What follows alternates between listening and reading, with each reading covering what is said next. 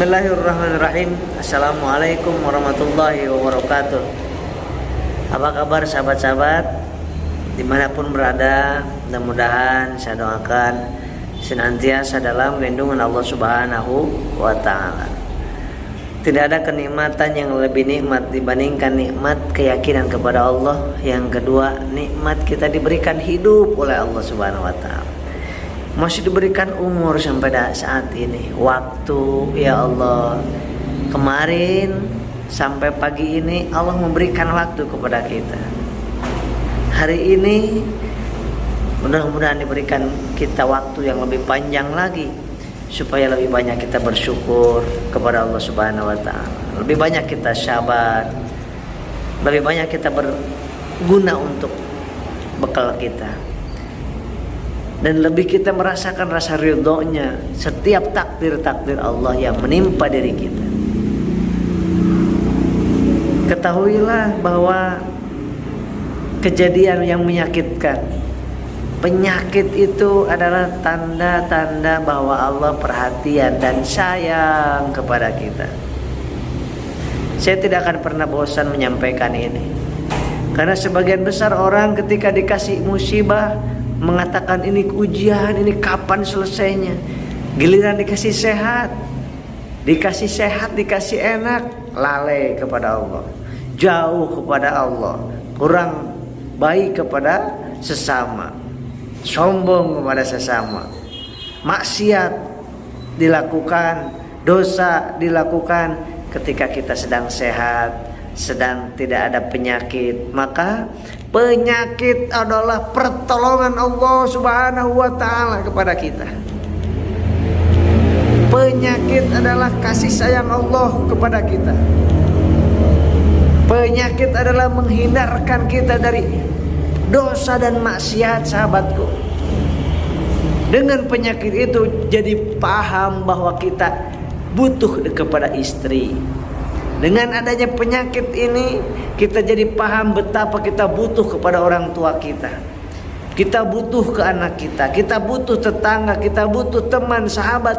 Ya Rabbana ya Karim, yang pada saat sehat kita lupa dan lalai, bahkan menyakiti istri, menyakiti suami, menyakiti anak, menyakiti mertua, menyakiti orang tua, bahkan tetangga. Disakiti oleh kita. Kenapa? Karena kita sedang sehat, sahabatku.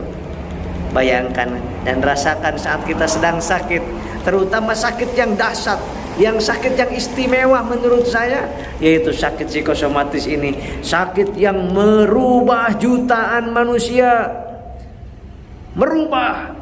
Daya rubahnya sangat dahsyat ini, penyakit ini keren, dahsyat, luar biasa. Saya merasakannya. Allahu Akbar. Psikosomatis adalah satu-satunya penyakit yang bisa merubah orang yang jauh dari Allah dekat kepada Allah. Yang tadinya jauh dari Al-Quran jadi cinta Al-Quran. Yang tadinya kurang berbakti ke orang tua jadi berbakti ke orang tua. Yang tadinya gak ingat mati jadi ingat kepada kematian. Sahabatku, luar biasa ini penyakit. Saya katakan, saya sebagai tenaga kesehatan, sebagai hipnoterapis, sebagai seseorang yang senantiasa belajar tauhid, dan orang yang pernah merasakan penyakit psikosomatis, tahu betul apa yang Anda rasakan, apa yang sahabat rasakan, di mana ketika mau makan takut, mau keluar rumah takut, mau tidur juga takut, ketika malam tiba takut, siang tiba takut. Subhanallah. Seakan-akan tidak ada lagi kehidupan untuk jam kemudian, untuk hari besok. Tidak, sahabat. Yang ada ketika tiba munculnya rasa takut, ada apa? Aduh, ini gimana, nggak ingat Allah. Nah, ini makanya hati-hati ketika kita sedang psikosomatis. Setan iblis senang sekali menggoda kita supaya kita bergantungnya bukan kepada Allah. Orang yang psikosomatis mudah sekali digoyahkan imannya oleh setan, sehingga bukan takut kepada Allah, tapi takut terhadap penyakit. Bukan takut kepada Allah, tapi takut terhadap kematian. Bukan bergantung kepada Allah, tapi bergantung kepada obat, kepada UGD, kepada dokter, kepada terapis, kepada ustaz. Hati kita bergantung kepada mereka. Ketika ada yang dirasa bukan ingat ke Allah tapi ingat ke mereka, itulah si setan senang sekali sahabatku. Maka ikhtiar kita lakukan ke dokter, ke herbal dan lain sebagainya, ke terapi dan lain sebagainya, silahkan. Dan itu kewajiban kita. Tetapi hati kita jangan sekali-kali bergantung dan takutnya selain kepada Allah sahabatku. Karena setan suka sekali dengan kondisi kita itu. Maka kita mulai sekarang dan seterusnya kita yakini seyakin-yakinnya bahwa Allah sedang menguji kita, menghapuskan dosa kita. Dengan psikosomatis ini, dengan kepanikan dan kecemasan ini, ujian yang nyata dari Allah. Kemudian ingin membersihkan jiwa kita yang kotor, ingin memperbaiki akhlak kita yang kurang baik, ingin mengangkat harkat derajat kita yang hina ini, ingin menambah pahala dan rahmat Allah Subhanahu wa taala kepada kita yang miskin dengan pahala selama ini. Maka dengan penyakit psikosomatis ini sangat dahsyat, luar biasa. Banyak sekali orang-orang yang tadinya jauh dari Allah jadi tekun ibadahnya kepada Allah, dan itu baik sekali, itu dicintai Allah, sehingga kita bisa bersama-sama ke surganya Allah Subhanahu wa taala. Harus berubah kita mulai sekarang berubah, lebih dekat kepada Allah, lebih dekat dengan masjid, lebih dekat dengan sholat, lebih dekat dengan Al-Quran, lebih dekat dengan sholawat, zikrullah.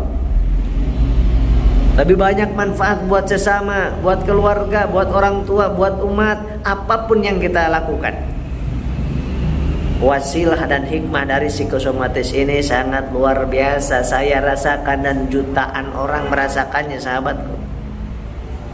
Masya Allah. Tapi ada yang dikasih psikosomatis makin jauh dari Allah, ada. Makin jauh dari Al-Quran, ada. Makin putus asa dalam berdoa, ada. Siapa saja yang orang yang sedang psikosomatis, salah bergaulnya, salah komunitasnya, salah konsultasinya, salah mentornya, malah membuat dia bergantung kepada makhluk, tidak bergantung kepada Allah. Itulah sayang 1000 kali sayang.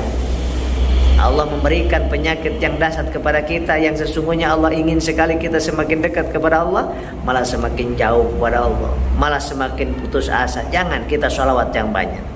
Ini adalah takaran, ujian yang sudah ditakar oleh Allah untuk kita sahabatku. Masya Allah. Terima kasih kepada Allah, bersyukurlah kepada Allah bahwa dengan penyakit ini, yuk kita yang enggak pakai jilbab jadi pakai jilbab, yang tadinya bolong-bolong sholatnya jadi perbaiki sholatnya, yang belum khusyuk sholatnya yuk kita belajar khusyuk, yang tadinya kurang baik sama orang tua yuk kita perbaiki kepada orang tua kita.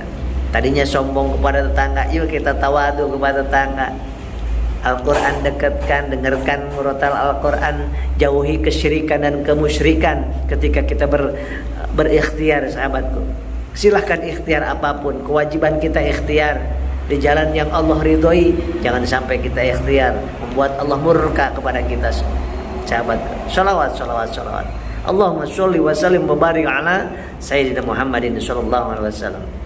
Sallallahu ala Muhammad. Rasakan. Sallallahu alaihi wasallam. Sallallahu ala Muhammad. Sallallahu alaihi wasallam. Mudah-mudahan dengan sholawat ini kita ditenangkan jiwa kita, ditentramkan batin kita. Sallallahu ala Muhammad. Sallallahu alaihi wasallam. Sallallahu ala Muhammad. Sallallahu alaihi wasallam.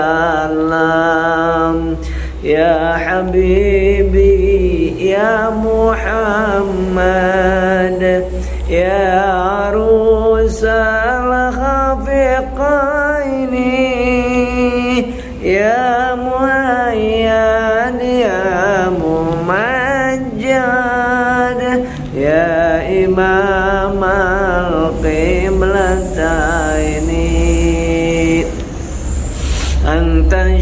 syamsun anta badrun anta nurun fawqa nuri anta ikthiru aghali anta misbahu suduri.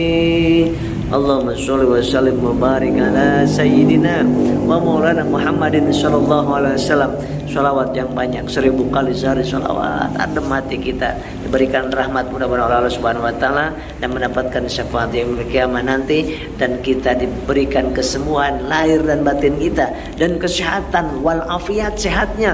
Dengan sehat itu kita semakin mendekat kepada Allah, semakin rajin untuk ibadahnya. Dengan sehat itu semakin bermanfaat buat umat. Demikian saya Brother, mohon maaf lahir dan batin, semangat jiwanya, sehat jiwanya, sehat raganya. Assalamualaikum warahmatullahi wabarakatuh.